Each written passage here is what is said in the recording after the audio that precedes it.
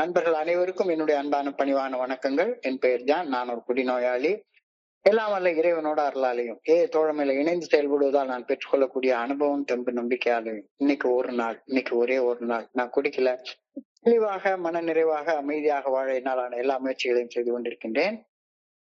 நண்பர் விமல்குமார் குறிப்பிட்டது போல, கோயம்புத்தூர் ஒருங்கிணைக்குழு மனசாட்சியின் தீர்மானத்தின் அடிப்படையில இரவு 9:30 to 10:30 நடக்கக்கூடிய இந்த ஆன்லைன் மீட்டிங்ல 24 hours a day, 24 மணித்துளிகள் ஒரு நாள் அப்படின்ற புத்தகத்துல இருந்து ஒவ்வொரு நாளும் ஒவ்வொரு பக்கமாக எடுத்து வாசித்து விளக்கம் பார்த்து கலந்தாய்த்து இந்த கூட்டத்தை நடத்தி கொண்டிருக்கின்றோம். அதன் தொடர்ச்சியாக இன்றைக்கு நாம அடைந்திருக்கிற பக்கம் ஜூலை மாதம் 16ஆம் நாள். இந்த ஜூலை மாதம் 16ஆம் நாளுக்கான சிந்தனையை முதல்ல வாசிட்டு அதற்கப்புறமாக விளக்கம் கலந்தாய்வுக்கு கடந்து செல்வோம். இந்த ஜூலை 16க்கான சிந்தனையை வாசிக்குமாறு நண்பர் விமல்குமார் அவர்களை அன்போட பணியோட கேட்டுக்கொள்றேன். Over to Vimalkumar. ஜூலை 16. தேங்க்யூ. நன்றிங்க சார். நன்றிங்க சார்.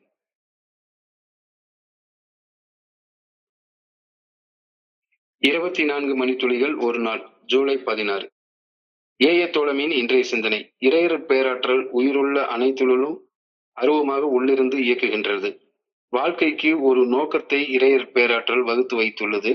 இறையர் பேராற்றல் வகுத்து வைத்துள்ள நோக்கத்தினை நாம் நம்ப வேண்டும். அதன்படி நமது வாழ்க்கையை வாழ்ந்தால் இறையர் பேராற்றலது திட்டம் நம் வாழ்க்கையில் நிச்சயமாக நிறைவேறும். இந்த உலகை ஒரு தளர்வான ஆடையை போல் அணிந்து கொள்ளுமாறு நாம் பரிந்துரைக்கப்படுகின்றோம். இறையர் பேராற்றல் நம் வாழ்க்கையை பராமரித்து பாதுகாக்கின்றது என்ற ஆழமாக நம்ப வேண்டும். இந்த நம்பிக்கையினால் எந்த வகையான புற நிகழ்வுகளும் நமது ஆழ்மன அமைதியை பாதிப்பிற்கு உள்ளாக்காது. வாழ்வின் மேற்பரப்பில் நிகழ்வுகள் தவறாக நிகழ்வதாக தோன்றும் பொழுது நாம் வருத்தம் அடையக்கூடாது என்பது இதற்கு அர்த்தம். என்ன நிகழ்ந்தாலும் அது ஒரு அடிப்படை நன்மைக்கே நிகழ்கின்றது, எல்லாம் இறுதி நன்மைக்கே நிகழ்கின்றன என்ற ஆழமான நம்பிக்கையில் நாம் ஒரு ஆழமான பாதுகாப்பையும் படைப்பின் நோக்கத்தையும் நாம் உணர்கின்றோம். நான் ஒரு ஆழமான பாதுகாப்பை எனக்குள் உணர்கின்றேனா? இன்றைக்கான தியானம்.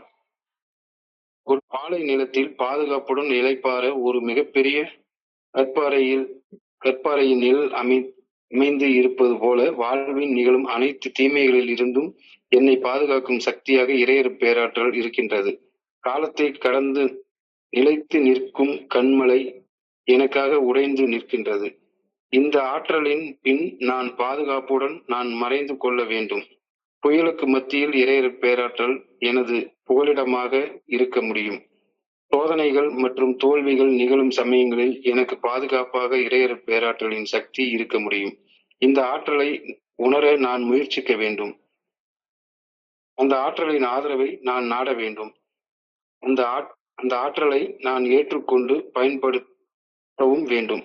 இறையர் பேராற்றலின் பாதுகாப்பு கவசத்தை அணிந்து கொள்வதால் எந்த ஒரு நிகழ்வையும் உள்ள சமநிலையுடன் என்னால் எதிர்கொள்ள முடியும். ஒரு புனிதமான இடத்தில், புனிதமான மௌனத்தில் சொல்லற சும்மா அமர்ந்திருந்து இறையர் பேராற்றலுடன் நான் தொடர்பு கொள்ள வேண்டும். அந்த புனிதமான இடத்தில் இருக்கையில் தீமை என்னை அணுகாது, எவ்வித தீங்கும் எனக்கு நேராது. இறையர் பேராற்றலை நான் எனது புகலிடமாக கொள்ள முடியும். இன்றைக்கான பிரார்த்தனை. இறையர் பேராற்றல் குறித்து சிந்தனைகளால் அந்த ஆற்றலை எனக்குள் நான் உணர வேண்டும் என வேண்டுகின்றேன். இறையர் பேராற்றலின் உறுதியான பாதுகாப்பில் நான் நிலைத்திருக்க வேண்டும் எனவும் வேண்டுகின்றேன். சார், நன்றிங்க சார். நன்றி விமல்குமார். நண்பர்கள் அனைவருக்கும் மீண்டும் ஒரு முறை என்னுடைய அன்பான பணிவான வணக்கங்களை தெரிவித்துக் கொள்றேன். என் பெயர் ஜான். நான் ஒரு குடிநோயாளி. எல்லாம் வல்ல இறைவனோட அருளாலையும் தோழமையில இணைந்து செயல்படுவதால் பெற்றுக்கொள்ளக்கூடிய அனுபவம், தெம்பு, நம்பிக்கையாலையும் இன்னைக்கு ஒரே ஒரு நாள் நான் குடிக்கல, தெளிவாக, மன நிறைவாக, அமைதியாக வாழ என்னாலான எல்லா முயற்சிகளையும் செய்து கொண்டு ஃபர்ஸ்ட் ஆஃப் ஆல் இன்னைக்கு சிந்தனைய குறிச்ச என்னுடைய கருத்துக்களை பகிர ஆரம்பிக்கிறதுக்கு முன்னால நான் பகிர இருக்கக்கூடிய இன்றைய சிந்தனை குறிச்ச கருத்து என்னுடைய சொந்த கருத்து. எல்லா நாட்களும் என்னுடைய சொந்த கருத்து தான் பகிர்கிறேன் அப்படின்னாலும் கூட இன்னைக்கு குறிப்பிட்டு இருக்கக்கூடிய சில கருத்துக்கள் நண்பர்கள் மனதுல ஒரு குழப்பத்தை உண்டாக்கலாம். காரணம் என்னன்னா, நான் இறைவனை எப்பவுமே இறையர் பேராற்றல் அப்படின்ற ஒரு சொல்லால குறிப்பிடுறேன். இறைவன் என்ற சொல் எனக்கு ஒரு நபராக, ஒரு ஆளாக, ஒரு நாமமாக, ஒரு பெயராக தோன்றுகிறது.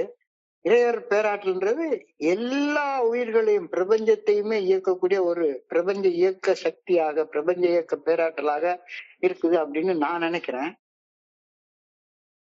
இப்போ இந்த இறைவன் எங்க இருக்கிறார் அப்படின்ற ஒரு கேள்வி எழுறப்ப, இன்னைக்கு அதுக்கு சிந்தனையை படிச்சு பார்த்தா கொஞ்சம் கன்ஃபியூசிங்கான சில பதில்கள் வருது. ஆனா நான் அதனாலதான் சொல்றேன், இது என்னுடைய கருத்து. கலந்துரையாடல நண்பர்கள் உங்க கருத்துக்களையும் பகிர்ந்து சொல்லலாம். எல்லாரும் கடவுள்னா எங்க இருக்கிறாரு? கைலாசத்துல இருப்பாரு, வைகுண்டத்துல இருப்பாரு, ஹெவன்ல இருப்பாரு, சொர்க்கத்துல இருப்பாரு அப்படின்ற ஒரு கருத்து தான் இருக்கும். இறைவன் இருக்கக்கூடிய இடம் கைலாசம், வைகுண்டம், சொர்க்கம், விண்ணகம் அப்படின்ற கருத்து எல்லாரும் சொல்றாங்க. அந்த கருத்தோடு நான் உடன்படுறேன். ஆனா அந்த சொர்க்கம் எங்க இருக்கு, அந்த கைலாசம் எங்க இருக்கு, அந்த வைகுண்டம் எங்க இருக்கு அப்படின்னு பார்த்தா அது எனக்குள்ளார இருக்கு அப்படின்னு எனக்குள்ளார நான் உறுதியாக நம்புறேன். இறையர் பேராற்றல் எனக்குள்ளார அருவமாக, மறைவாக எனக்குள்ளார இருந்து என்னை இயக்குகின்றது அப்படின்ற கருத்துல நான் உறுதியாக நம்பிட்டு இருக்கேன். அதனாலதான் அதை நான் இறைவன் சொல்றதுக்கு பதிலாக இறையருட் பேராற்றல் அப்படின்ற வார்த்தைய எல்லா இடத்துலயும் நான் பயன்படுத்துறேன். இப்ப இந்த மேற்சொன்ன 2 கருத்துக்களையும் நம்ம ஒப்பிட்டு பார்க்கிற நேரத்துல, கடவுள் இருக்கிற இடம் விண்ணகம், கடவுள் இருக்கக்கூடிய அந்த விண்ணகம் எனக்குள்ளார இருக்கு அப்படின்னு நான் புரிஞ்சுக்கிறேன். இந்த 2ம் முக்கியமான புரிதல் இன்னைக்கு சிந்தனையில கொடுக்கப்பட்டிருக்கிறது. கடவுள் இருக்கிற இடம் சொர்க்கம், விண்ணகம், ஏதாச்சும் ஒரு பேர் வச்சுங்க. ஆனா அந்த இடம் எங்க இருக்குன்னு கேட்டா அது எனக்குள்ளார இருக்கு, எனக்குள்ளார இருக்கிறது அப்படின்ற கருத்தோட நான் உடன்பட வேண்டியது இன்றைய சிந்தனையை மேலும் தொடர்ந்து போக ரொம்ப அவசியமாக இருக்கிறது. எனக்குள்ளார அருவமாக மறைந்து இருந்து என்னை இயக்கும் இறையர் பேராற்றல், இந்த கருத்தோட ஆழமாக உடன்படுறப்பதான் இந்த சிந்தனையில கொஞ்சம் மேல போக வேண்டியிருக்கு. இறைவன் என்னை விட்டு பிரிஞ்சு இருக்கக்கூடிய வேற ஒரு ஆளு, நானும் இறைவனும் பிரிஞ்சு இருக்கிறோம் அப்படின்ற கருத்தோட நம்ம போயிட்டு இருந்தோம்னா இன்றைய சிந்தனை ரொம்ப குழப்பமாக இருக்கும். இறைவன் உயிராக, ஆன்மாவாக எனக்குள்ளார இருக்கிறார். என்னுடைய உயிர் போகும் நாள் இறைவன் என்னை விட்டு பிரிகிற நாள். இறைவன் என்னை விட்டு போற நேரத்துல என்னுடைய ஆன்மா பிரிஞ்சிருது, உயிர் பிரிஞ்சிருது. இறைவனுடைய சிறு துகளாக இருக்கக்கூடிய ஒரு ஆன்மா என்னை விட்டு பிரியறதுனாலதான் என்னுடைய மரண நாள் அப்படின்னு சொல்றோம். இப்போ எனக்குள்ளார அருவமாக மறைந்திருந்து என்னை இயக்கக்கூடிய இறையர் பேராற்றல், இது நாம் ஆழமாக உடன்பட்டாக வேண்டிய ஒரு ஆழமான ஆன்மீக கருத்து அப்படின்னு நான் சொல்றேன். இந்த கருத்தோடு தான் இன்றைய சிந்தனை இன்னைக்கு ஆரம்பிக்குது. We believe that God is in heaven. இதான் இன்னைக்கு வார்த்தை, முதல் வார்த்தை. We believe or we can believe that God is in heaven அப்படின்றது இந்த சிந்தனையோட முதல் வரி. இறைவன் எங்கேயோ என்னை விட்டு வெளியே இருந்து இருக்கிற மாதிரி ஒரு தோற்றம் இந்த வரியில நமக்கு தோணுது. ஆனா இந்த வரிகளுக்கான ஆழமான அர்த்தத்தை நாம புரிஞ்சுக்கிட்டாலொழிய ஃபர்தரா போக முடியாது. ஆனா ஒவ்வொருத்தரும் இந்த வரிகளை இறைவன் எங்க இருக்காரு, எங்கேயோ ஒரு இடத்துல இருக்காரு, எங்கேயோ ஒரு இடத்துல இருக்காரு. அவர் எனக்குள்ளார இருக்கிறார், எனக்குள்ளார அருவமாக மறைவாக உள்ளிருந்து என்ன இயக்குகின்றார் அப்படின்ற புரிதல் இல்லைன்னா we can believe that God is in heaven அப்படின்ற வார்த்தைக்கு அர்த்தம் புரிஞ்சுக்கவே முடியாது. லார்ட்ஸ் பிரேயர்ல வேதத்துல சொல்லியிருக்கிற லார்ட்ஸ் பிரேயர்னு சொல்றதுல அந்த பிரேயருடைய முதல் வரி விண்ணகத்தில் இருக்கிற எங்கள் தந்தையே அப்படின்னு ஆரம்பிக்குது. ஆனா விண்ணகம் என்பது உனக்குள்ளார இருக்குது, இறை ஆட்சி உனக்குள்ளார நிகழ்ந்து கொண்டிருக்கின்றது அப்படின்ற கருத்தோட தான் இணைச்சு சொல்றாங்க. So we believe that God is in heaven அப்படின்ற வார்த்தைகளுக்கான ஆழமான அர்த்தத்தை ஒவ்வொருத்தரும் அவரவர் புரிதலுக்கு ஏற்ப மட்டுமே புரிந்து கொள்ள முடியும். மேலோட்டமாக பார்த்தா இறைவன் என்ற ஒரு ஆளுமை எனக்கு வெளியே ஹெவன், விண்ணகம், வேற எங்கேயோ ஒரு இடத்துல இருக்கு அப்படின்ற கருத்து தான் இந்த வரியை படிக்கிறப்ப புரியுது. ஒரு அழகான பாட்டு ஒண்ணு உண்டு.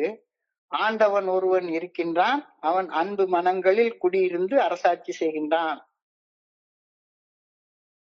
இந்த பாட்டுடைய கருத்து தான் இந்த மேல சொன்ன வரியோட ஆழமான அர்த்தம்னு நான் புரிஞ்சுக்கிறேன். இது என்னுடைய புரிதல். அந்த பாட்டுடைய வரிகள் அழகாக வரும். ஆண்டவன் ஒருவன் இருக்கின்றான், அவன் அன்பு மனங்களில் சிரிக்கின்றான், வேண்டுதல் வேண்டாமை அற்றமை சுடராய் விளங்கிட முடியாத தத்துவ பொருளாய் ஆண்டவன் ஒருவன் இருக்கின்றான், அவன் அன்பு மனங்களில் குடிகொண்டு இருக்கின்றான். ஆண்டவன் எங்க குடியிருக்கிறான்? அன்பு உள்ள மனங்கள் எல்லாத்துலயும் ஆண்டவன் குடியிருக்கிறான். வேற எல்லா மனங்கள்லயும் குடிகொண்டுதான் இருக்கிறான். ஆனா அன்பு உள்ளவங்களால மட்டும்தான் ஆண்டவன் குடிகொண்டு இருக்கிறான் அப்படின்ற உண்மையை உணர்ந்து கொள்ள முடியும். வேற எல்லாரையும் அதை உணர்ந்து கொள்ள முடியாது. நல்லவர் போல் வெளி வேஷங்கள் அணிந்து நடிப்பவர் கண்ணில் தெரிவதில்லை.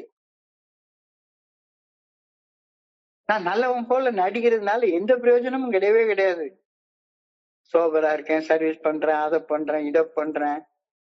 நல்லவர் போல் நடிப்பவர் கண்ணில் ஆண்டவன் இருப்பதில்லை. நல்லவர் போல் நடிப்பவர் நடுவில் ஆண்டவன் இருப்பதில்லை. நாணயத்தோடு நல்லறம் காத்து நல்லவர் தம்மை அவன் மறப்பதில்லை. ஆண்டவன் ஒருவன் இருக்கின்றான், அவன் அன்பு மனங்கள் சிரிக்கின்றான். இப்போ இந்த வரிகளோட இந்த கருத்தோட ஒப்பிட்டு பாக்குற நேரத்துல we can believe that God is in heaven. எனக்குள்ளார இருக்கிறார். ஹெவன்ன்றது எனக்குள்ளார தான் இருக்கு. அந்த ஹெவன்ல ஆண்டவன் இருக்கின்றான். And that he has a purpose for our lives which will eventually work out as long as I try to live the way I believe he wants me to live. மறுபடியும் இந்த கருத்து கடவுளுடைய சித்தம் எனக்குள்ளார இருந்து வெளிப்படுத்தப்படுகிறது. நான் எப்படி வாழணும் அப்படின்ற அந்த நல்ல ஒழுங்கான வழிகாட்டுதல் இறைவனால, இறையர் பேராற்றலால எனக்குள்ளார இருந்து எனக்கு வெளிப்படுத்தப்படுகின்றது. என்னுள் அருவமாக மறைவாக இருந்து என்னை இயக்கக்கூடிய இறையர் பேராற்றல் என் வாழ்க்கையை நான் இவ்வாறுதான் வாழ வேண்டும் என்ற நல்ல ஒழுங்கான வழிகாட்டுதலை என்னுடைய மனசாட்சியின் மூலமாக எனக்கு வெளிப்படுத்துகின்றது.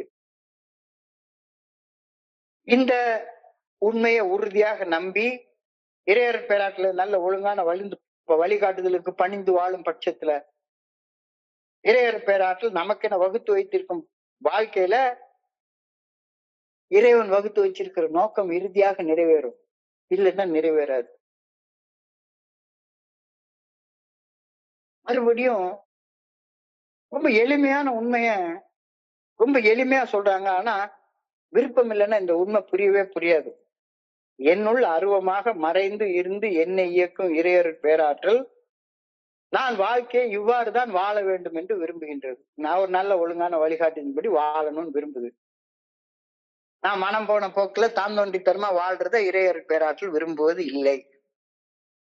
அப்ப இறைவன் நான் நல்ல வகையாக வாழ வேண்டும் அப்படின்ற அந்த நல்ல ஒழுங்கான வழிகாட்டுதலை எனக்கு எப்படி வெளிப்படுத்துது?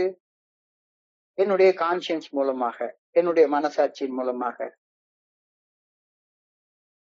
நல்லவர்க்கெல்லாம் சாட்சிகள் 2. ஒன்று மனசாட்சி, இன்னொன்று தெய்வத்தின் காட்சி. 2 ஒண்ணுதான். அப்ப நம்பிக்கையோட இறைவன் என்னுடைய மனசாட்சி நல்ல ஒழுங்கான வழிகாட்டுதல் மூலமாக என்னை வழி நடத்துகின்றார் அப்படின்ற உண்மையை உறுதியாக நம்பி மனசாட்சி உறுத்தக்கூடிய செயல்களை செய்யாம மனசாட்சி சரின்னு சொல்லக்கூடிய செயல்களை செய்து வாழ்றது இறைவனுடைய நோக்கத்தின்படி நான் வாழ்றேன் அப்படின்னு அர்த்தப்படும். அப்படி வாழ்ந்தா இறைவனுடைய இறுதி நோக்கம் இந்த வழிமுறைகளை பின்பற்றியதன் பலனாக ஒரு ஆன்மீக விழிப்புணர்வை பெற்றோம். அந்த ஆன்மீக விழிப்புணர்வுல எனக்கு எல்லா நேரமும் நான் மன நிறைவோட தான் இருப்பேன். என்ன நடந்தாலும் என்னுடைய மன அமைதி பாதிப்புக்கு உள்ளாகாது. அந்த இறைவனுடைய பிராமிஸ் இந்த வார்த்தையில நிறைவேறுது அப்படின்ற கருத்தை ரொம்ப ஆழமாக தெளிவாக அழகாக சொல்றாங்கன்னு நான் புரிஞ்சு கொள்றேன். ஆனா இத புரிஞ்சு கொள்றது ஒவ்வொருத்தரும் அவங்கவுங்க லாங்குவேஜ்ல தான் புரிஞ்சு கொள்ள முடியும்.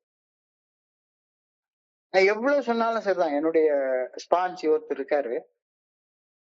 அவர் உறுதியாக இறைவனுடைய நாமத்தை, இதுதான் கடவுள், அவருக்கு பேர் இதுதான், அவருக்கு வடிவம் இதுதான், அவருக்கு உருவம் இதுதான், அவர் இந்த இடத்துலதான் இருக்கிறாரு, எனக்குள்ளாரெல்லாம் இல்ல, எனக்கு வெளியேதான் இருக்கிறாரு அப்படின்னு சொல்லக்கூடிய மனிதர்கிட்ட நான் ஆர்கியூ பண்ண விரும்பல. ஏன்னா அவருக்கு இருக்கிற சின்ன நம்பிக்கையும் குலைச்சு போடுற உரிமை எனக்கு கிடையாது. நான் I believe that God is in heaven அப்படின்னா, ஹெவன் எனக்குள்ளார இருக்குது, கடவுள் அங்க இருக்கிறார். அங்க இருக்கிற கடவுள் அவரை உணர்வதற்கு நான் ஒரு குறிப்பிட்ட வகையில வாழணும்னு எனக்கு விரும்புறாரு. அந்த நான் எப்படி வாழணும் அப்படின்ற நல்ல ஒழுங்கான வழிகாட்டுதல என்னுடைய மனசாட்சியின் மூலமாக அவர் எனக்கு வெளிப்படுத்துகிறார். அப்ப மனசாட்சிக்கு பணிஞ்சு வாழ்றது, மனசாட்சிக்கு பணிஞ்சு மனசாட்சி உறுத்தக்கூடிய செயல்களை செய்யாம மனசாட்சி சரின்னு சொல்லக்கூடிய செயல்களை செய்து வாழ்றது இறைவனுக்கு பணிந்து வாழ்றது. இறைவனுக்கு பணிந்து வாழ்ற நேரத்துல நான் இறைவனுடைய படைப்பின் நோக்கத்தின்படி வாழ ஆரம்பிக்கிறேன். படைப்பின் நோக்கத்தின்படி வாழ ஆரம்பிக்கிறப்ப எனக்கு மன அமைதியையும் மன நிறைவையும் நிம்மதியையும் எல்லாம் அடங்கிய அந்த ஆன்மீக விழிப்புணர்வையும் ஆண்டவன் எனக்கு கொடுக்கிறார். இதுதான் இறைவனுடைய நோக்கம். எல்லாரும் அமைதியா வாழணும், எல்லாரும் நிம்மதியா வாழணும், எல்லாரும் ஆனந்தமாக வாழணும், நிறைவோட வாழணும் அப்படின்றதுதான் இறுதியான நோக்கம். கடவுள் படைத்த படைப்புகள் எல்லாமே அப்படி ஒரு நோக்கத்துக்காகத்தான் படைக்கப்பட்டிருக்கின்றன. இந்த நோக்கம் எப்ப நிறைவேறும்? கடவுள் எனக்குள்ளார இருக்கிறார், என்னை வழி நடத்துகிறார் அப்படின்ற அந்த கருத்தை உறுதியாக நம்பி இறைவனுக்கு பணிஞ்சு வாழ்றதுனால மட்டும்தான் நடக்கும். இறைவன் இந்த உலகத்தை ஆட்சி செய்கின்றார். இந்த உலக பிரகாரமான விஷயங்களை நீ பெருசா கண்டுக்காத, ஆண்டவனுக்குரிய விஷயங்களை முதல்ல தேடு, மனசாட்சிக்கு பணிஞ்சு நடக்கிறத முதன்மையாக வை, உலகை ஒரு தளர்வான ஆடையை போல் அணிந்து கொள், wear the world as a loose garment அப்படின்ற வார்த்தையை இன்னைக்கு சிந்தனையில பயன்படுத்தியிருக்காங்க. உலகை ஒரு தளர்வான ஆடையாக அணிங்கள். இது புனித பிரான்சிஸ், நம்ம பிரான்சிஸ் ஆஃப் அசிசி பிரேயர் சொல்றோம்ல, உன்னதமான பிரார்த்தனை. அந்த பிரார்த்தனையை எழுதின பிரான்சிஸ் ஆஃப் அசிசி சொன்ன வார்த்தை தான் அது, wear the world as a loose garment. அவர் சொன்ன மேற்கோள். இதுக்கு என்ன அர்த்தம்? பி டிட்டாச், பற்றில்லாம வாழு அப்படின்ற கருத்தை சொல்லுது. இந்த உலகத்துல நீ உனக்கு நிறைய பொருள்கள் இருக்கலாம், நிறைய மனிதர்கள் உன்னுடைய உறவினர்களாக நண்பர்களாக இருக்கலாம், ஆனா எல்லாரும் தனித்தனியான ஜீவன்கள், எல்லாரும் தனித்தனியான ஜீவாத்மாக்கள். யாரும் நீ நினைச்ச மாதிரிதான் இருக்கணும் அப்படின்னு ஒருத்தரையும் பற்றி கொண்டு இருக்காத. அழகான கருத்து சொல்றாரு, பற்றுக பற்று அற்றான் பற்றினை அப்பற்றே பற்றுக பற்று விடற்கு. பற்று இல்லாம வாழ்றதுதான் உலகை ஒரு தளர்வான ஆடையை போல அணிந்து கொள்வது, wear the world as a loose garment. இன்னும் ஒரு படி மேல போய் திருமூலர் சொல்றாரு, ஆசை அருமின் ஆசை அருமின் ஈசனோடாயினும் ஆசை அருமின். கடவுள்கிட்டனாலும் பற்று வைக்காத, கடவுள்கிட்ட கூட பற்று வைக்காத. ஆசை படப்பட ஆய்வரும் துன்பங்கள் ஆசை விட விட ஆனந்தமாமே. திருமூலருடைய வார்த்தைகள். உலகை ஒரு தளர்வான ஆடையாக அணியுங்கள் அப்படின்னு புனித பிரான்சிஸ் அசிசி அவர்கள் சொல்ற அந்த மேற்கோள் டிட்டாச்மெண்ட் அப்படின்ற தத்துவத்தை குறிக்குது. கீதாபதேசம் முழுக்க எடுத்துக்கொண்டாலும் சரிதான், அது ஃபுல்லா டிட்டாச்மெண்ட் இதுதான். Never be attach to anything. புத்தர் சொன்ன வார்த்தைகளை எடுத்து பார்த்தா சரிதான், எது கூட நீ ஒட்டிக்கிட்டு இருக்காத. உன்னுடைய துன்பத்துக்கு காரணம் என்னன்னு கேட்டேன்னா, வாழ்க்கையே துன்பமா தான் இருக்குது. உலகத்துல வாழ்ற மனிதர்கள்ல 99.99999% பேர் துன்பத்துலதான் வாழ்ந்து கொண்டிருக்காங்க. அவங்க துன்பத்திற்கான காரணம் இந்த அட்டாச்மெண்ட், இந்த பற்று, ஆசை. ஆசைதான் துன்பத்துக்கு காரணம். கருத்துக்களை, உடைமைகளை அல்லது இழப்புகளை சந்திக்கிறப்ப என்னுடைய உணர்வுகள் தடுமாறுது. எதையாவது இருக்க பற்றிக்கணும் அப்படின்னு என்னுடைய மனசு அடி ஆழத்துல எண்ணுது. எதையாவது ஒன்ன பற்றி கொண்டுட்டு இருந்தோம்னா கடைசியில எனக்கு வரப்போறது துன்பம் தான். அதனால wear the world as a loose garment, இந்த உலகே ஒரு தளர்வான ஆடை அணிவது போல அணிந்து கொள். இப்ப வேணாலும் கழட்டி விட்டுட்டு போயிட்டே இருக்கு.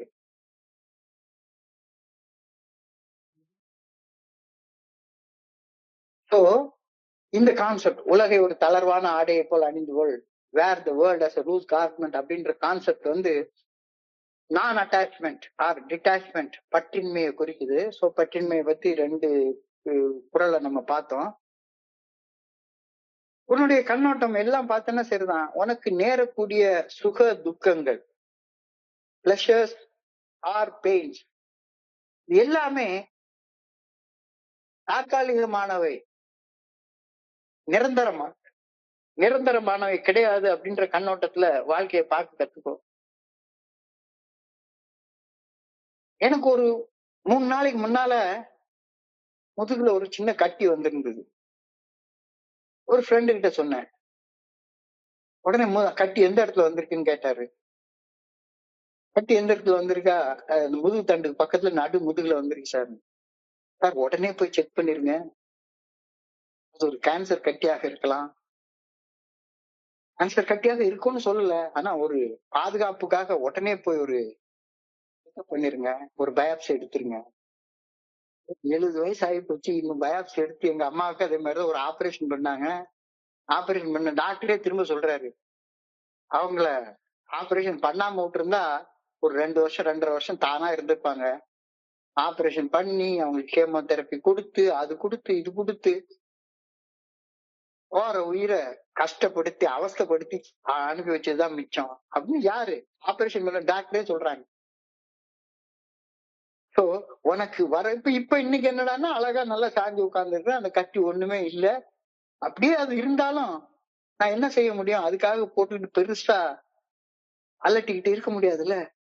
வாழ்க்கையை குறிச்ச உன்னுடைய கண்ணோட்டத்தை மாத்திக்கோ, பெர்ஸ்பெக்டிவ் அதை மாத்திக்கோ.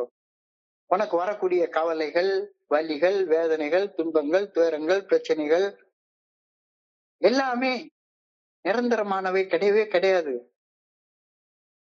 நீ இந்த உலகத்துல இருக்க, ஆனா இந்த உலகத்துல இருந்து பிரிஞ்சு இருக்கக்கூடிய ஒரு பேராற்றலுடைய சின்ன துகள் தான் நீ.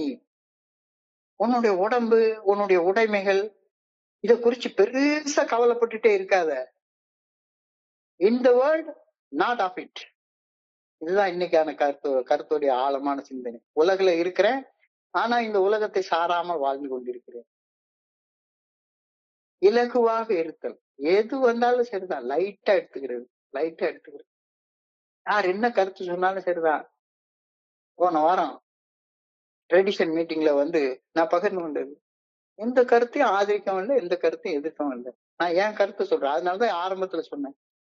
இறையர் பேராற்றல் அப்படின்னு நீங்க சொல்றீங்களே, அப்படின்னா அது என்னுடைய கருத்து. ஏற்றுக்கொண்டா ஏற்றுக்கொள்ளுங்க, இல்லாட்டா விட்டுருங்க.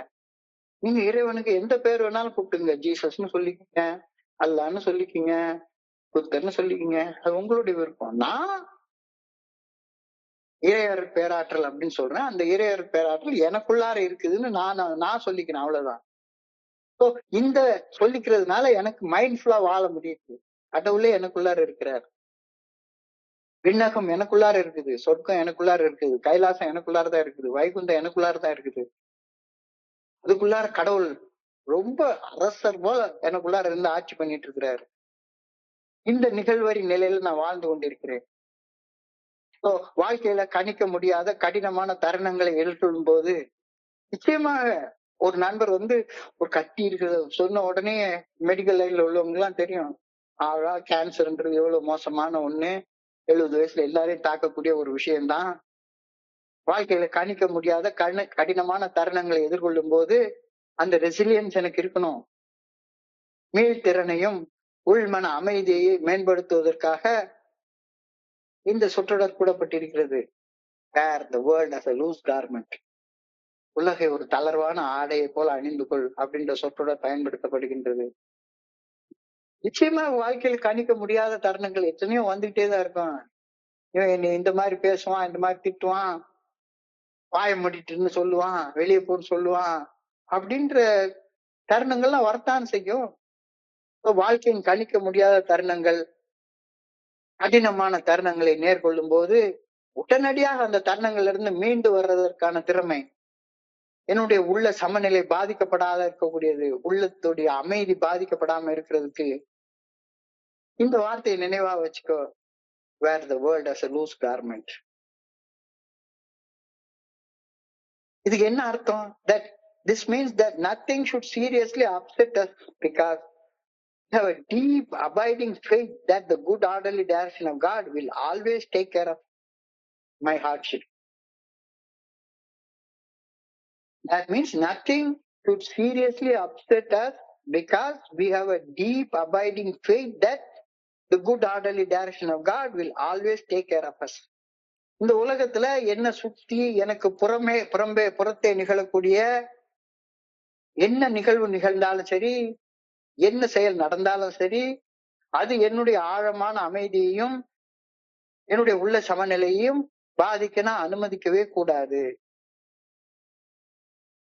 வாழ்க்கைய மேற்பரப்புல நிகழக்கூடிய எந்த ஒரு நிகழ்வும் நான் எதிர்பார்த்ததுக்கு எதிராக இருந்தாலும் கூட, நான் நிறைய எதிர்பார்க்கிறேன். இவர் இப்படித்தான் பேசணும், அவர் அப்படித்தான் பேசணும், இவர் இப்படித்தான் நடந்து கொள்ளணும் அப்படின்னு நான் எதிர்பார்க்கிறேன். ஆனா நடக்கக்கூடிய நிகழ்வுகள் நான் எதிர்பார்ப்பதற்கு எதிராக இருந்தாலும் கூட நான் ஏமாற்றம் அடைஞ்சு ஃப்ரஸ்ட்ரேட் ஆகி புலம்பி புலம்பி புலம்பி என்னடா உலகம் இது, என்னடா உலகம் இது, இல்ல எதுவுமே சரியில்லை, யாருமே சரியில்லை, நான் மட்டும்தான் சரியா இருக்கேன், இந்த நினைப்பு தாண்டா அவன் பொழப்ப கெடுக்குது அப்படின்னு சொல்றாங்க. வாழ்க்கையில் மேற்பரப்பில் எந்த ஒரு நிகழ்வும் நான் எதிர்பார்த்ததற்கு எதிராக இருக்கையிலும் கூட நான் ஏமாற்றம் அடைந்து அந்த ஏமாற்றத்தால கவலைப்படுறது எல்லை மீறி சென்று விட நான் அனுமதித்து எனக்குள் மன அமைதி பாதிக்கப்பட்டு மன அழுத்தத்திற்கு ஆளாகி வாழ்றது, கடைசியில பாதிக்கப்பட போறது நீதானப்பா. உள்ள யார் இருக்கா? உலகத்தையே படைச்சவர் உனக்குள்ளார இருக்கிறாரு. First, that means not to be too upset by surface wrongness of things, but to feel deeply secure in the fundamental goodness of the Creator, fundamental goodness of the universe. First, it means that not to be too upset by the surface wrongs of things, but to feel deeply secure in the fundamental goodness of the world. இது நேத்திக்கு சிந்தனை. நேத்திக்கு நம்ம ரொம்ப அழகா பார்த்தோம். The peace of mind and serenity is based on the feeling that all is fundamentally well. ஆழ்மன அமைதி உள்ள சமநிலையை அனுபவித்து வாழும் மனிதர்களது வாழ்க்கையில மேலோட்டமாக நிகழக்கூடிய விஷயங்கள் அவங்களுடைய ஆழ்மன அமைதியை பாதிக்காது. என்ன காரணம்னா எல்லாமே ஒரு அடிப்படை நன்மைக்காகவே நிகழ்கின்றன அப்படின்ற ஒரு அவங்க மனசுக்குள்ளார வச்சிருக்காங்க. இதைத்தான் நேற்றைக்கு பார்த்தோம். அடிப்படை பாதுகாப்பு உணர்வு மனதின் அடி ஆழத்திலிருந்து உருவாகி வெளிப்படும் ஒன்று. அந்த இதுக்கு அடிப்படை காரணம் என்ன நடந்தாலும் சரிதான், அது இறுதி நன்மைக்காக மட்டும்தான் நடக்குது. நான் குடிநோயாளி ஆனது கூட ஒரு இறுதி நன்மைக்கு தான். ஆண்டவா உன்னை கையெடுத்து கும்பிடுற நிலைமைக்கு கொண்டு வர்றதுக்கு இவ்வளவு வலி வேதனை தேவைப்பட்டுச்சுன்னா அதெல்லாம் நல்லதுக்கு தான். ஆழ்மன அமைதி என்பது உடல் மன அக நிலையில் இருந்து அந்த உடல் மனசு சுகத்தால வரக்கூடிய விஷயம் ஆழ்மன அமைதி கிடையாது. சுக உணர்வு புற சூழ்நிலைகளை சார்ந்து தற்காலிகமாக வரக்கூடிய ஒண்ணு. பிளஷர் என்பது தற்காலிகமானது, பெயினும் தற்காலிகமானதுதான். ஆனால் ஆழ்மன அமைதி என்பது நிறைவான மனம் உடையவர்களில் மட்டுமே காணப்படக்கூடிய நிலையான உணர்வு ஆகும். சுக உணர்வு தற்காலிகமானது. மன அமைதி, ஆழ்மன அமைதி, நீ எவ்வளவு வெளியே டிஸ்டர்ப் பண்ணாலும் உனக்குள்ளார இறைவன் அமைதியாகத்தான் கொண்டிருக்கிறார். உண்மையை உள்ளபடி ஏற்றுக்கொள்வதால் உருவாகும் அந்த நிலையான உணர்வு எல்லா அடிப்படையில் நன்மைக்கே அப்படின்ற நல்லதை ஏற்றுக்கொள்ற அந்த உணர்வால உனக்குள்ளார உருவாகக்கூடியது இந்த உள்ள அமைதி, உள்ள சமநிலை. அனைத்தும் நன்மைக்காகவே நிகழ்கின்றன அப்படின்றத உணர்றதால உருவாகக்கூடிய மன அமைதியை அனுபவிக்க ஆரம்பிச்சதுக்கு அப்புறமாக சூழ்நிலைகளுக்காக எதிர்வினை ஆற்றுவது குறைய ஆரம்பிச்சிடும். யாராவது ஒருத்தர் என்ன பேஸ்டர்ட்னு திட்டான்னு வைங்களேன், ஒரு கெட்ட வார்த்தை போட்டு திட்டான்னு வைங்களேன், நான் உடனே அவனை திருப்பி 2 கெட்ட வார்த்தை திட்டணும் அப்படின்றது என்னுடைய ஆரம்ப கால விஷயமா இருக்கும். ஆனா எல்லாமே நல்லதுக்கு நடக்குது அப்படின்ற அந்த உண்மையை உணர்வதால உருவாகக்கூடிய ஆழ்மன அமைதியை நான் அனுபவிச்சுட்டேன்னா, இது கூட நல்லதுதான். சரி, அந்த மாதிரி மனிதர்கள்ட்ட இருந்து விலகி இருந்துருவோம். மதியாதார் தலைவாசல் மிதிக்க வேண்டாம். விலகி இருந்துருவோம்.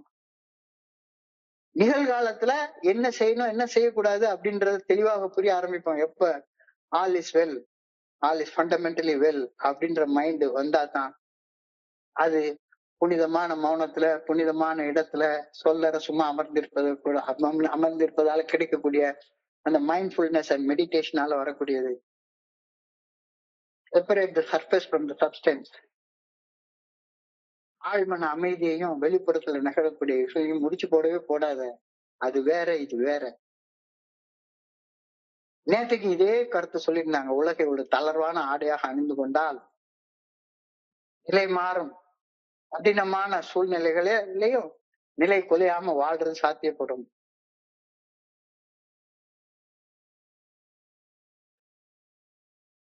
நான் குடி நோயாலப்பட்ட அசிங்கம், அவமானம் எல்லாமே கூட இறுதியான நன்மைக்கு தானே. The peace of mind is based the feeling that fundamentally all is well. That does not mean that all is well on the surface level of things. Little things keep on wrong, keep on going wrong, and big things can keep on upsetting us. நடக்கும், நடக்கும். எல்லாமே நான் நினைச்சது மாதிரி இருக்காது. ஆனா அடிப்படையில எல்லாம் நல்லதுக்குதான் நடக்குது அப்படின்ற அந்த நிலையை நீ புரிஞ்சு கொண்டுட்டேன்னா எனக்குள்ளார ஒரு ஆழ்மன அமைதி பெர்மனண்டா வந்து தங்கிடும். இப்போ அந்த ஆழ்மன அமைதிய, ஆழ்மன பாதுகாப்பு நீ உணர்றியா அப்படின்ற கேள்வியை நீ கேக்குறாங்க. Do I feel secure? எனக்குள்ளார பாதுகாப்பா நான் உணர்றேனா? ஆழ் மனதுல நான் பாதுகாப்பா உணர்றேனா? இல்ல, இன்னமும் எனக்கு பாதுகாப்பு இல்ல, அமைதி இல்ல, நிம்மதி இல்ல, சந்தோஷம் இல்ல, நான் பாதுகாப்பாக இருக்கிறேன் அப்படின்னு என்ன நானே நம்ப வச்சுக்கிட்டேன்னா நான் பாதுகாப்பாக இல்லைன்னு தானே அர்த்தம். கடவுள் எனக்குள்ளார இருக்கிறார். God is in heaven. Heaven என்பது எனக்குள்ளார இருக்குது. இந்த உண்மையை நான் புரிஞ்சு கொண்டுட்டேன்னா எனக்குள்ளார ஆழ்மன பாதுகாப்பு தானா வந்துடும். Do I feel that deep secured feeling inside? கடுமையாக முயற்சித்தால் நான் பாதுகாப்பை உணர்வேன். வழிமுறை பயிற்சி பற்றிய பண்ணா, யாராச்சும் ஒருத்தர் ஸ்பான்சர் ஒர்க் அவுட் பண்ணா, அப்படி பண்ணா, இப்படி பண்ணா, எப்படி பண்ணாலும் சரிதான். ஃபண்டமெண்டலி ஆல் இஸ் வெல் அப்படின்ற ஃபீலிங் உனக்குள்ளார வரலன்னா ஆழ்மன அந்த பாதுகாப்பை உன்னால உணர முடியாது. அந்த ஆழ்மன பாதுகாப்பை நீ உணரலைன்னா இன்னைக்கு தியானத்துக்கு கடந்து போ. இன்னைக்கு தியானம் புரிந்து கொள்ள முடியாத ஒரு வார்த்தையை சொல்லுது. வாழ்க்கை வறண்ட ஒரு பாலை நிலத்துக்கு ஒப்பிட்டு சொல்லப்பட்டிருக்கிறது. எல்லாரும் சரிதான், எல்லாரும் சரிதான், எவ்வளவு பெரிய ஆளா இருந்தாலும் சரிதான். வாழ்க்கைங்கிறது வறண்ட பாலை நிலத்துல பயணிக்கக்கூடிய ஒரு பயணத்திற்கு ஒப்பாக சொல்லப்படுகிறது. வறண்ட பாலை நிலத்தில் பயணிக்கையில் இயல்பாக சோர்வு உண்டாகும். நாடாளும் மன்னனுக்கும் சோர்வு உண்டாகும். எலெக்ஷன்ல ஜெயிச்சவனுக்கும் சோர்வு உண்டாகும், எலெக்ஷன்ல தோத்தவனுக்கும் சோர்வு உண்டாகும். வறண்ட பாலை நிலத்துல பயணிக்கும் போது இயல்பாக சோர்வு உண்டாகும். இந்த வாழ்க்கை வறண்ட பாலை நிலத்துல பயணிக்கிற ஒரு பயணத்துக்கு ஒப்பானது. இங்கு இழைப்பாடுறதுக்கு இடமே கிடையாது. ஆனா பாலை நிலங்கள்லயும் கூட நல்லா பார்த்தோம்னா திடீர்னு ஒரு மேடு, ஒரு திண்டு கிடக்கும், ஒரு கண் மலை இருக்கும், கற்பாறையாலான ஒரு மலை இருக்கும் பாறைக்கு நடுவுலையும். ஆண்டவன் அங்கேயும் ஒரு இடத்த உருவாக்கி வச்சிருப்பான். பாலைவன சோலை அப்படின்னு சொல்லுவாங்க. அங்கேயும் இலைப்பாடுறதுக்கு உனக்கு ஒரு இடத்த உருவாக்கி வச்சிருப்பாரு. பாலைவன நிலத்துல இலைப்பாடு அமைந்திருக்கும் அந்த பாலைவன சோலை, அந்த நிழல் போல இறையர் பேராற்றில் நல்ல ஒழுங்கான வழிகாட்டுதல் இருக்கும். அப்ப இறைவனுடைய நல்ல ஒழுங்கான வழிகாட்டுதல் அப்படின்ற இடத்துல நீ இளைப்பாறலன்னா வாழ்க்கை தரக்கூடிய சோர்வை உன்னால தாங்கிக் கொள்ள முடியாது அப்படின்ற கருத்து இன்னைக்கு தியானத்துல சொல்றாங்க. இறையர் பேராட்டின் நல்ல ஒழுங்கான வழிகாட்டுதல் ஒரு பாதுகாப்பான அடைக்கலமாகவும் ஓய்வெடுக்கும் நிழற்குறையாகவும் புத்துணர்வின் ஊற்றாகவும் இருக்கின்றது அப்படின்றது இன்றைக்கு தியானத்துடைய முதல் வார்த்தையாக சொல்லப்படுகிறது. Like the shadow of a great rock in a desert land, God is my protection from the ills of life. வாழ்க்கை ஒரு பாலைவனத்தை போல சோர்வூட்டக்கூடியதாக, சவால்கள் நிறைந்ததாக, கடுமையானதாக எல்லாருக்கும் இருக்கு. ஒருத்தர் இல்லாம எல்லாருக்கும் இருக்கு. இது விதிவிலக்கே கிடையாது. அதனாலதான் புத்தர் அத்தனை நாள் தவத்துக்கு அப்புறம் கடைசியில கண்டுபிடிச்சது லைஃப் இஸ் துக்கா. துக்கத்திற்கான காரணம் அட்டாச்மெண்ட், ஆசை. வாழ்க்கை ஒரு பாலை நிலம் போல சோர்வாக இருக்கிற நேரத்துல தனி மனிதனுக்கு தேவைப்படுவது ஒரு குளிர்ச்சியான நிழல் தேவைப்படுது. அந்த குளிர்ச்சியான நிழல் என்னன்னு கேட்டா அது இறைவனுடைய நல்ல ஒழுங்கான வழிகாட்டுதல். அது இல்லைன்னா நீ அலைஞ்சு அலைஞ்சு அலைஞ்சு அலைஞ்சு வீணா போயிருவ. கொஞ்ச நேரம் கவனத்தை குவிச்சு தியானிச்சு பாரு. அதாவது இந்த புத்தகம் பைபிள நிறைய எடுத்து எழுதியிருக்காங்க. Rock of ages, cleft for me, let me hide myself in the அப்படின்ற வார்த்தையை இன்னைக்கு பயன்படுத்திட்டாங்க. இறையர் பேராற்றல் உயிர்கள் அனைத்திலும் காலத்தை கடந்திருக்கும் நிலையான ஆற்றலாக இருக்கிறது. ராக் ஆஃப் ஏஜஸ் எல்லாமே படைப்பு என்னைக்கு படைக்கப்பட்டது, இது என்னைக்கு படைக்கப்பட்டதுன்னு எவனும் கண்டுபிடிக்க தெரியாது. கோடி வருஷமா, கோடி கோடி வருஷமா, லட்சம் கோடி வருஷமா, யாருக்கும் இன்னைக்குதான் படைக்கப்பட்டதுன்னு ஒருத்தருக்கும் தெரியாது. இறையர் பேராற்றல் உயிர்கள் அனைத்திலும் காலத்தை கடந்து நிற்கும் நிலையான ஆற்றலாக உள்ளது. உயிர்கள் உயிர் வாழ இந்த நிலைத்த ஆற்றல் பல உயிர்களாக பிரிந்து நிற்கின்றது. ஒன்னொன்னு இன்னொன்னுக்கு ஹெல்ப் பண்ணிட்டே இருக்கு. ஒரு உயிரும் இன்னொரு உயிருக்கு ஹெல்ப் பண்ணிட்டே இருக்கு. இன்டர் டிபெண்டன்சி ஆஃப் லைஃப் அப்படின்னு சொல்றாங்க. Life is neither independent not dependent, life is interdependent. நான் உங்களை சார்ந்திருக்கேன், நீங்க என்னை சார்ந்திருக்கீங்க. Life is always interdependent. இது எப்ப? Rock of ages, left for me, உடஞ்சி செதஞ்சு பிரிஞ்சு இருக்கு, பயங்கரமா பிரிஞ்சிருக்கு. இந்த ஆற்றலுக்கு பின்னால நீ போய் பாதுகாப்பா அடைக்கலமாக இருந்துக்கோ. இறையர் பேராற்றலுக்கு பணிந்து செயல்பட்டு பாதுகாப்பை என் வாழ்வில் உறுதி செய்து கொள்ள வேண்டுவது என்னுடைய பொறுப்பு. இல்லைன்னா வேற எந்த வகையிலும் நீ பாதுகாப்பா இருக்க முடியாது. நீ வாழ்ந்து வாழ்ந்து சோர்ந்து போய் வீணா போயிருவ. இறையர் பேராற்றலுக்கு பணிந்து செயல்பட்டு பாதுகாப்பை என் வாழ்நாளில் உறுதி செய்து கொள்ள வேண்டும் என இன்றைக்கு தியானத்துல அழகாக சொல்லப்பட்டிருக்கிறது. எவ்வளவு மோசமான புயல் வீசினாலும், அனைத்து வகையான தீய சூழ்நிலைகளிலும் இருந்து எது என்னை காப்பாத்தும்? இறைவனுக்கு பணிந்து செயல்படக்கூடிய பணிவு மட்டும்தான் என்னை காப்பாத்தும். இறைவனுக்கு பணிந்து செயல்படக்கூடிய மனிதர்களுடைய வாழ்க்கையில எந்த தீமையும் வராது, எந்த தீமையும் அணுகாது. ஆனா பணிந்து செயல்படுற மாதிரி நடிக்கிறவனுக்கு அவனத்துக்கு தூர போடுங்க.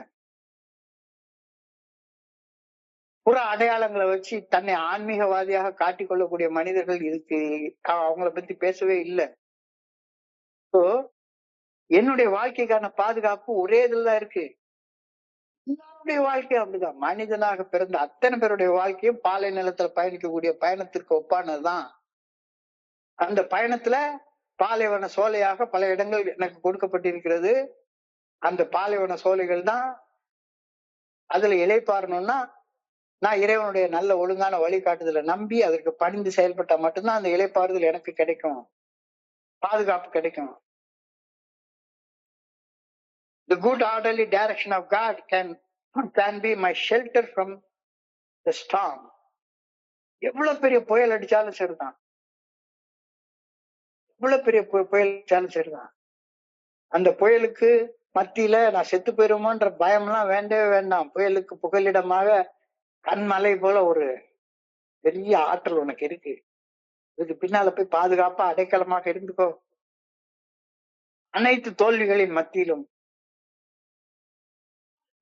இந்த பாதுகாப்பு எனக்கு உண்டு. எந்த தோல்வி நடந்தாலும் சரிதான், எந்த சோதனை வந்தாலும் சரிதான், இந்த சோதனை வந்தாலும் சரிதான், இந்த நல்ல ஒழுங்கான வழிகாட்டுதல் இல்லைன்னா நான் பாதுகாப்பா இருக்க முடியாது. இது individual journey. Individual journey, it is not a group journey. ஒவ்வொரு மனிதனும் தனித்தனியாக பயணிக்க வேண்டிய ஒரு பயணம் இந்த ஆன்மீக பயணம்.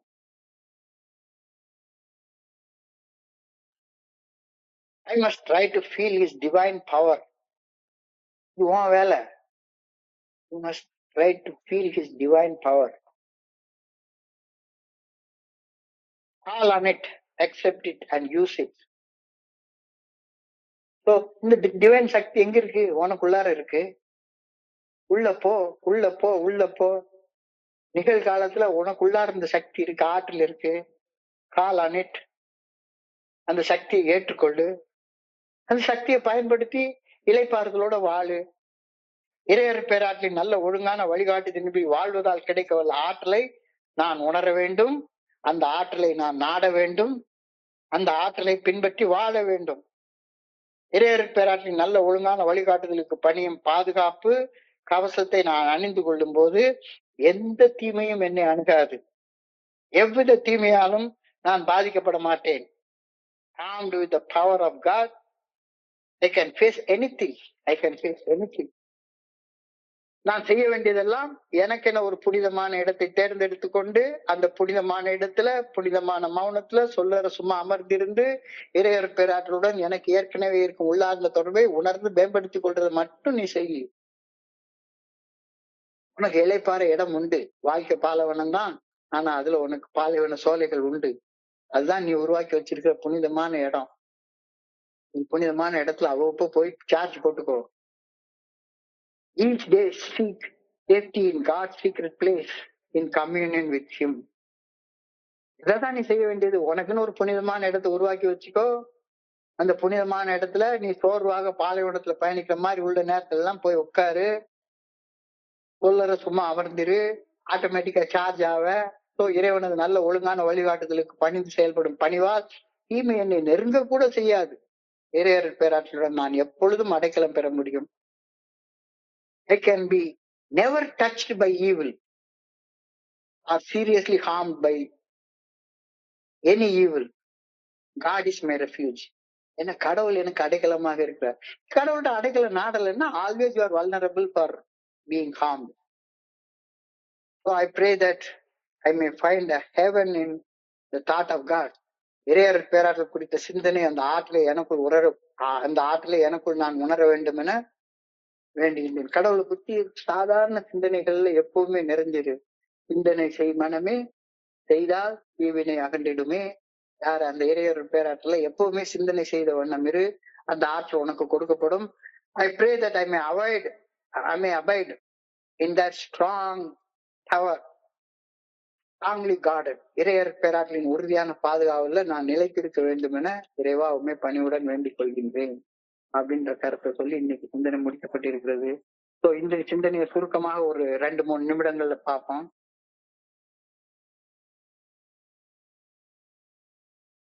இன்றைய சிந்தனையை ஆரம்பிக்கக்கூடிய வார்த்தை we can believe that God is in heaven. இது ரொம்ப குழப்பக்கூடிய வார்த்தை. இறைவன் ஹெவன்ல இருக்கிறார் அப்படின்ற வார்த்தையோட ஆரம்பிக்கிறாரு. ஆனா அடிப்படையில ஹெவன்ங்கிறது எனக்குள்ளார இருக்கு. இறைவன் குடி இருக்கக்கூடிய இடம் எனக்குள்ளார இருக்கு. அப்போ எனக்குள்ளார இருக்கக்கூடிய இறைவன் நான் இப்படித்தான் வாழணும்னு என் வாழ்க்கைக்காக ஒரு வழியை வகுத்து வச்சிருக்கிறாரு, ஒரு பாதையை வகுத்து வச்சிருக்கிறாரு. அந்த பாதையில போய் ஒரு இலக்கை சென்று அடையணும்னு வகுத்து வச்சிருக்கிறாரு. அவர் விரும்புறபடி நான் வாழ்ந்தா அந்த இடத்தை சென்று அடைய முடியும், இல்லைன்னா சென்று அடைய முடியாது. என்னுள் அருவமாக மறைவாக இருந்து என்னை இயக்கும் இறையர் பேராற்றில் என் வாழ்க்கையை நான் இவ்வாறுதான் வாழ வேண்டும் என்ற நல்ல ஒழுங்கான வழிகாட்டுதலை என்னுடைய மனசாட்சியின் மூலம் வழங்குகின்றது. இந்த உண்மையை உறுதியாக நம்பி மனசாட்சி உறுத்தக்கூடிய செயலை செய்யாம மனசாட்சி சரின்னு சொல்லக்கூடிய செயலை செய்து இறையர் பேராற்றல் நல்ல ஒழுங்கான வழிகாட்டுதலுக்கு பணிந்து வாழும் பட்சத்துல இறையர் பேராற்றல் நமக்கென வகுத்து வச்சிருக்கிற வாழ்க்கையின் நோக்கம் நிறைவேறும். இதை தவிர வேற எதையுமே இங்க உலகத்துல செய்யறது தேவையே கிடையாது. Don't be attached to anything. எதுவானாலும் சரிதான். நான் அட்டாச்மெண்ட். எனக்கு வரக்கூடிய வலிகள், துன்பங்கள், சுகங்கள், துக்கங்கள் எல்லாமே வந்துட்டு கொஞ்ச நேரம் இருந்துட்டு போகக்கூடிய தன்மையுடையவை. நிரந்தரமானது கிடையாது. உலகத்தில இரு, ஆனா உலகத்தை சாராது இரு. பற்று வேண்டாம். பற்றுக பற்று அற்றான் பற்றினை அப்பற்றே பற்றுக பற்று விடற்கு. ஆசை அருமின் ஆசை அருமின் ஈசனோட ஆயினும் ஆசை அருமின். ஆசை படப்பட ஆய்வரும் துன்பங்கள் ஆசை விட விட ஆனந்தமாமே. இத நினைச்சேன்னா உன் மனசுல லைட்டா உணர்வ. எப்பவுமே மைண்ட்ஃபுல்லா வாழ முடியும். வாழ்க்கையின் கணிக்க முடியாத கடினமான தருணங்களை எதிர்கொள்ளும் போது இந்த ஆல் இஸ் வெல் அப்படின்ற தத்துவம் உன்னை அதுல இருந்து மீட்டு கொண்டு வரும். இந்த ஆல் இஸ் வெல் அப்படின்றது எஸ் துன்பங்களால துவண்டு போய் ரொம்ப டைட்டா எப்பவுமே இருக்காத.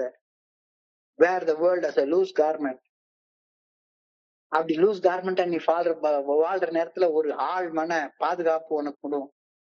இந்த ஆள் மன பாதுகாப்பை நீ உணர்றியா? ஆள் மன பாதுகாப்பு உணரல அப்படின்னா நீ இறைவன் வகுத்துள்ள பாதையில நீ பயணிக்கலன்னு அர்த்தமாயிடும். வாழ்க்கைங்கிறது வறண்ட பாலைவனத்துல பயணிக்கிற பயணத்திற்கு ஒப்பானது அப்படின்னு தியானத்துடைய முதல் வரி சொல்றது. Like a shadow of a great rock in a desert land, God is my fortress in the hills of life. வாழ்க்கை ஒரு பாலைவனத்துல இருக்கிற பயணிக்கிற பயணம் போல சோறு ஊட்டக்கூடிய பயணம். சோறு ஊட்டக்கூடிய பயணத்துல எப்பவுமே சோர்ந்து போய்தான் மனுஷங்க எல்லாருமே இருப்பாங்க. இதுல இளைப்பாடுறதற்கான இடம் இறைவனுடைய நல்ல ஒழுங்கான வழிகாட்டுதல் மட்டும்தான். Rock of ages, step for me, let me hide myself in thee. இறையர் பேராற்றல் உயிர்கள் அனைத்திலும் காலத்தை கடந்து நிலைத்து இருக்கக்கூடிய ஆற்றலாக இருக்கின்றது. உயிர்கள் உயிர் வாழ இந்த நிலைத்த ஆற்றல் பல உயிரினங்களாக பிளந்து இருக்கின்றது. எல்லாம் ஒண்ணு சார்ந்து இருக்கின்றது. இறைவனுக்கு பணிந்து செயல்பட்டு பாதுகாப்பை என் வாழ்வில் உறுதி செய்து கொள்ள வேண்டியது என்னுடைய பொறுப்பு. எவ்வளவு மோசமாக புயல் வீசினாலும் அனைத்து வகையான தீய சூழ்நிலைகளிலும் சோதனைகளிலும் இறையர் பேராற்றலுக்கு பணிந்து செயல்படும் பணிவு தீமையிலிருந்து என்னைய பாதுகாக்கும். பணிவு இல்லைன்னா தீமையிலிருந்து நீ பாதுகாக்கப்பட மாட்ட. Good orderly direction of God can be my shelter from the storm. Must try to feel his divine power. Fall on it, accept it and use it. இறைவனுடைய அந்த ஆற்றல் எனக்குள்ளார இருக்குது. அதை தேடு, கண்டடை, பயன்படுத்து. எப்படி தேடுறது, எப்படி கண்டடைகிறது? நான் செய்ய வேண்டியதெல்லாம் எனக்குன்னு ஒரு புனிதமான இடத்தை என்னுடைய வீட்டுல தேர்ந்தெடுத்து வைத்துக் கொண்டு அந்த புனிதமான இடத்துல புனிதமான மௌனத்துல சொல்லரசமா அமர்ந்திருந்து இறையர் பேராற்றலுடன் எனக்கு ஏற்கனவே இருக்கும் உள்ளார்ந்த தொடர்பை உணர்ந்து மேம்படுத்திக் கொள்ள வேண்டும். இதை சொல்லி தராத 12 ஸ்டெப் ஒர்க் ஷாப் வேற எந்த ஒர்க் ஷாப் இருந்தாலும் இதனால் அந்த ஒர்க் ஷாப் அட்டன் பண்ணி என்ன பிரயோஜனம் இருக்கு? எல்லாம் செய்ய வேண்டிய முக்கியமான வேலையை செய்யல அப்படின்னா எப்படி பண்ணும்? செய்ய வேண்டிய முக்கியமான வேலை இறைவனுடன் உள்ளார்ந்த தொடர்பை நான் உணர்ந்து மேம்படுத்திக் கொள்ள வேண்டும். அதற்கு நான் ஒரு புனிதமான இடத்தை தேர்ந்தெடுத்து புனிதமான மௌனத்துல சொல்லற சும்மா அமர்ந்திருந்து கட்டுப்பிடிச்சிடணும். இறைவனது நல்ல ஒழுங்கான வழிகாட்டுதலுக்கு பணிந்து செயல்படும் பணிவால் தீமை என்னை ஒரு நாளும் நெருங்க கூட செய்யாது. இறைவனுடைய அடைக்கலம் எப்பொழுதும் எனக்கு உண்டு. I cannot be wholly touched or seriously harmed. நடக்கவே நடக்காது. அது எப்ப நடக்குது? இறைவனுடைய நல்ல ஒழுங்கான வழிகாட்டுதலுக்கு பணியாத இருக்கிற நேரத்துல நடக்கும். So God can be my refuge. I pray that I may find a heaven in the thought of God. இறையர் பேராற்றல் குறித்த சிந்தனைகளால் அந்த ஆற்றலை எனக்குள் நான் உணர வேண்டும் என வேண்டுகின்றேன். I pray that I may abide in that strong tower, very strongly guarded. இறையர் பேராற்றலின் உறுதியான பாதுகாப்புல நான் நிலைத்து வாழ வேண்டும் என இறைவா உண்மை பணியோடு வேண்டிக் கொள்கின்றேன். ஸோ ரொம்ப ஒரு அழகான ஆழமான சிந்தனை. இன்றைய சிந்தனைய நான் படிக்கிறப்ப என் மனதை கடந்து சென்ற சிந்தனைகளை உங்க கூட பகிர்ந்து கொள்ள இந்த அற்புதமான வாய்ப்பு உருவாக்கி கொடுத்த குழுவிற்கு என்னுடைய பணிவான நன்றிகளை தெரிவித்துக் கொள்றேன். இதுவரைக்கும் பொறுமையாக கேட்ட ஒவ்வொரு நண்பருக்கும் என்னுடைய பணிவான நன்றிகள். இந்த இரவு பொழுது நண்பர்களுக்கு இனிமையான இரவாக இறைவன பணியோடு வேண்டிக் கொள்கின்றேன். நன்றி நன்றி நன்றி நன்றி நன்றி நன்றி. வாழ்க வையகம், வாழ்க வளமுடன். Thank you so much.